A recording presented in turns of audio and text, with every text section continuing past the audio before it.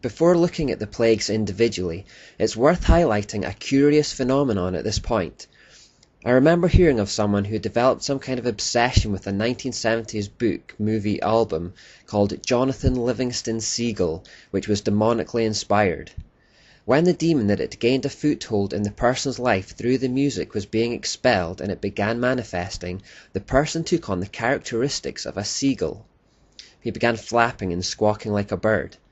From this example and others, it appears that when human beings create an idol or god associated with something, a real demon is assigned to the position to become the object of their affections. So in a sense, the god becomes real, but only in that it is a demonic entity.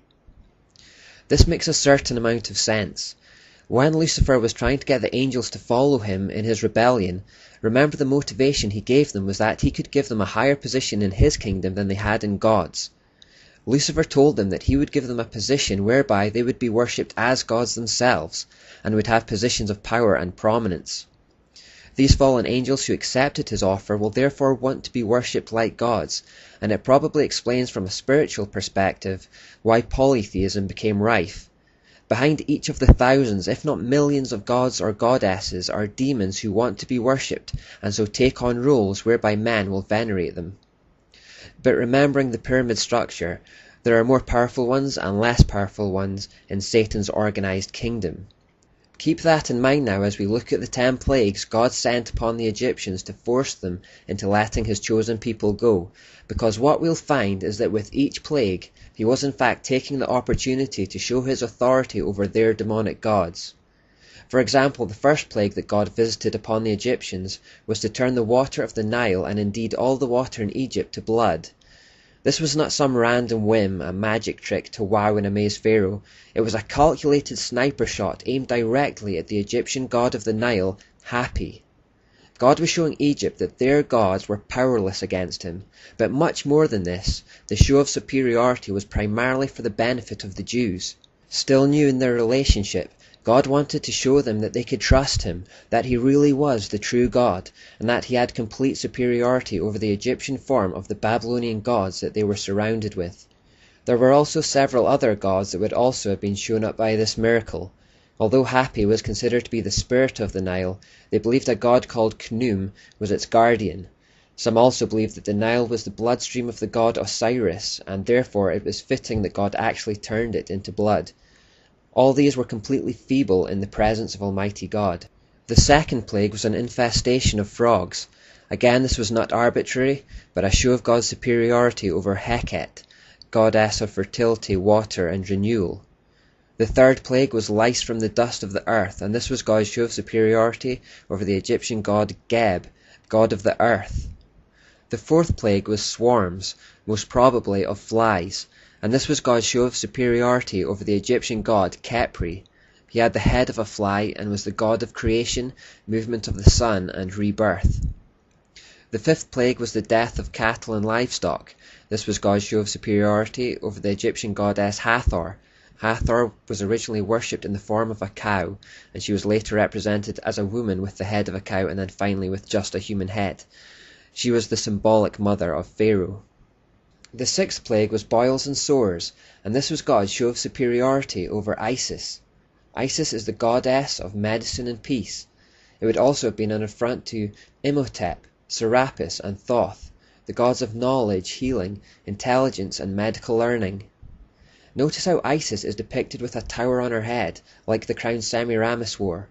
This is because Isis was the direct Egyptian equivalent. The seventh plague was hail, and this was God's show of superiority over the Egyptian goddess of the sky, Nut. It was also an affront to Shu, the wind god, and Horus, the hawk-headed sky god. Isis and Seth supposedly protected the crops, but the burned fields were a testimony to their impotence in the face of Almighty God. The eighth plague was locusts sent from the sky. This was primarily God's show of superiority over the god of crops, Seth. It was also an affront to Nepri, the god of grain, Ermutet, the goddess of childbirth and crops, Isis once more, and Thermuthis, the goddess of fertility and harvest. The ninth plague was 3 days of complete darkness. This was God's show of superiority over the sun god Ra. Once again, the various other Egyptian gods were powerless as well. Notice the serpent around the sun in this picture. You may have noticed that Egyptian pharaohs also wore headpieces with serpents at the front. Finally, the 10th plague sent by God was the death of all the firstborn sons. God says in Exodus 12:12 that this plague was a plague of judgment on all the gods of Egypt, and would show their total inability to protect their subjects from the hands of Almighty God. In the face of unparalleled tragedy, all the gods of Egypt were silent. Meshchenet, the goddess who presided at the birth of children; Min, the god of procreation; Isis, the goddess of fertility; Selket, the guardian of life; Renenutet, the cobra goddess and guardian of Pharaoh. It was also an attack on the god that was considered to be the greatest of them all in Egypt, Pharaoh himself. It should also be remembered that this plague was the exact thing Pharaoh had tried to do to the Jewish people. He had commanded that all Jewish males be killed the moment they are born, and so God turned that back upon the Egyptians. The curse Pharaoh pronounced on the Jews bounced back upon himself. This is a common thing with God. The evil people intend to do to the Jews, God turns back on them, thus fulfilling the promise that he had given to Abraham that he would bless those that bless Israel and curse those who curse them. The number 10 represents completeness in pagan numerology, and so these plagues combined indicated the completeness of God's power over these false, demonic gods and goddesses. God isn't done showing his supremacy over idols, by the way. In Revelation we read that at the end of time, when the 6th seal is opened, the sun turned black like sackcloth made of goat hair, the whole moon turned blood red, and the stars in the sky fell to earth.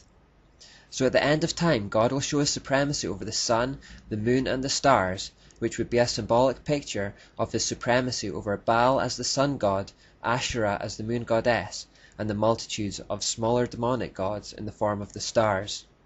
As far as our study goes, you can forget all the names for the Egyptian gods we've just been reading about, but remember Osiris, Isis and Horus.